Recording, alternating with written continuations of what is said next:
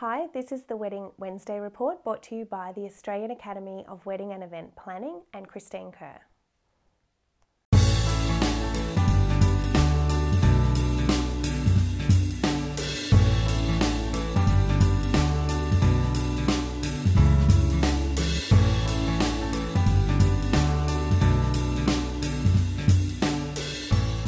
This week we are continuing our series of reports where we're looking at destination weddings and how you can offer that service within your own business.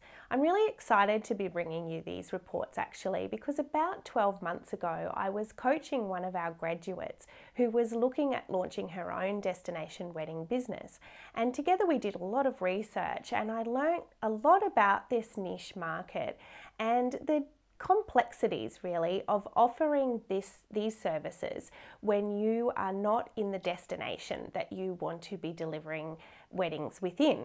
It's one thing if you live in a destination here in Australia. So if you're a planner in Cairns or somewhere beautiful in Western Australia or the Barossa Valley, you're in a place that could be considered a destination to overseas visitors. And then your business becomes about marketing overseas, but you're going to be on the ground and able to deliver your services here. But if what you want to do is deliver destination weddings in exotic locations like Vanuatu or Fiji or even Paris and Italy, you're looking at something very different, and your business planning will be different to that of someone who's going to be delivering traditional weddings. So that's what we're going to look at today. When it comes to launching your destination wedding business, there are some key things that you need to think about first. Number one, do you live in a destination that people marrying would want to travel to for their wedding? Number two, do you have expert knowledge of an area? So that might be the destination that you live in, or if you're looking to do weddings overseas, do you come from the country where you want to do those weddings, or have you spent significant time in there? Do you have expert knowledge of the destination that you want to help people get married in? And the third one, if that's not the case and you don't have that expert knowledge, do you have the ability to get it? Can you actually travel to Paris, Italy, Fiji, the Greek island of Santorini, and get that expert knowledge that you are going to need in order to plan people's dream days in that location? Last week we talked about the changing face of our destination wedding client. So rather than being someone who just wants to go to Bali or Fiji and basically have a ceremony attached to their honeymoon, couples are now more discerning than they ever have been about what they want from the destination wedding experience. So keep in mind that many of the destinations that you might have considered offering in your services in, like Fiji and Bali, already do have fairly comprehensive packages for those couples that still do want that basic wedding. There might be some hiccups along the way, but actually it is fairly easy for a couple here in Australia to plan a wedding online with a resort or venue in a country like Bali, Thailand, Fiji. So you really need to be offering something different, and as we said, we know that people are wanting something different. So if you're thinking about launching a destination wedding business, you really need to be thinking about how you can do it differently, and that's really going to come down to locations and your networks and expert knowledge of those locations. So before you get carried away with designing your website, your logo and your brand, I want you to be really honest with yourself. Do you have the ability to immerse yourself in the destination that you want to plan weddings in?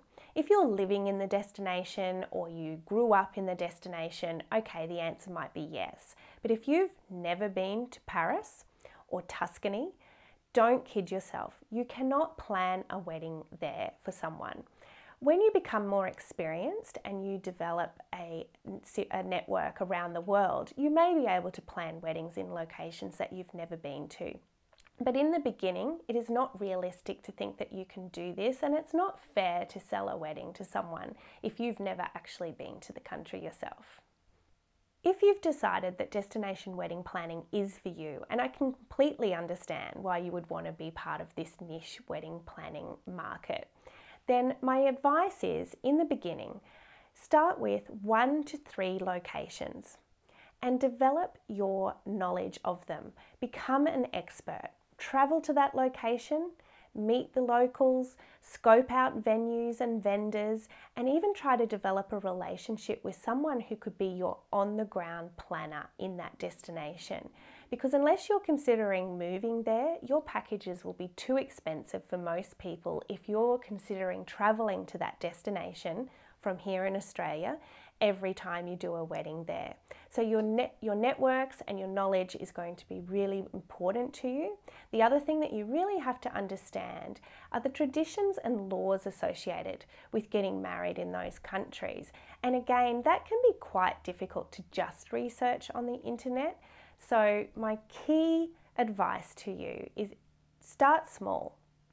Immerse yourself in a location and become an expert in that. And that is the best way forward in terms of launching your wedding planning business for the destination market. Today's report was really focused on where do you start, and we've only scratched the surface, but I hope I have given you a sense of just what's involved in being a destination wedding planner.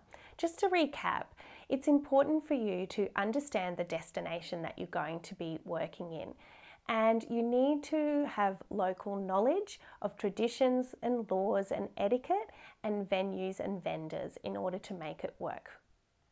If this is an area of wedding planning that interests you and you're after some guidance, please do contact me. And as always, leave your comments and feedback for us here, and don't forget to subscribe and join us next week when we look at marketing to the destination wedding client.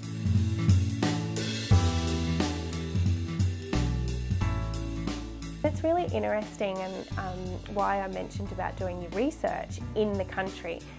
So if you do some research on getting married in Italy, some websites will tell you, oh, the laws are really relaxed and it's really easy and you won't have any trouble. And then others say the exact opposite, that it is like a paperwork minefield. So I think you really have to go there.